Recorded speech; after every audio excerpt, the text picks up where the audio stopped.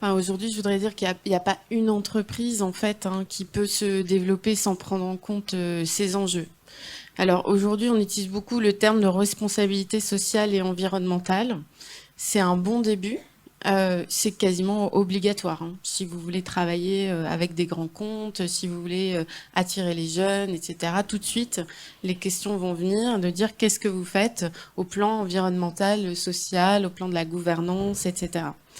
C'est bien, mais pour moi, c'est bien, c'est un prérequis. On n'investirait pas dans une société qui n'aurait pas en fait un plan de progrès très clair là-dessus et qui n'aurait pas fait l'analyse des risques sociaux, environnementaux qu'elle encourt si si elle n'a pas ce type de démarche.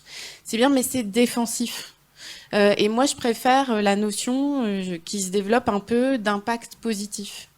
Et le sujet, c'est pas de remplacer les bouteilles en plastique par des bouteilles en verre.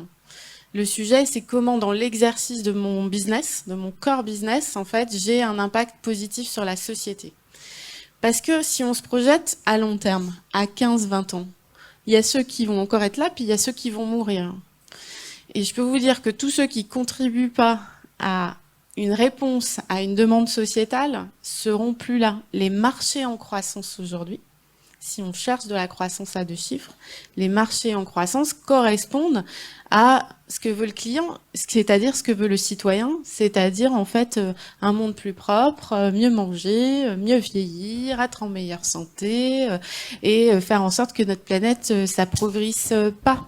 Et donc chez Généo, quand on investit, on regarde vraiment ça. Est-ce qu'on est positionné sur des business d'avenir ou est-ce qu'on essaye en fait de défendre des positions acquises sur les business d'avant? Il faut être dans l'impact positif. De toute façon, pour raconter votre histoire de croissance, de toute façon, pour expliquer à vos clients et aux talents qu'il faut venir chez vous, que vous êtes, il faut être sur ces tendances d'avenir. Donc, c'est pas être utopiste que de dire qu'on répond à un besoin de la société. Alors maintenant, on appelle ça raison d'être. Mais je veux dire, pour moi, qu'on écrive une raison d'être dans ses statuts ou pas, peu importe. Est-ce qu'on répond à un besoin sociétal? Parce que c'est ça qui fera qu'on sera là demain, en réalité. Merci.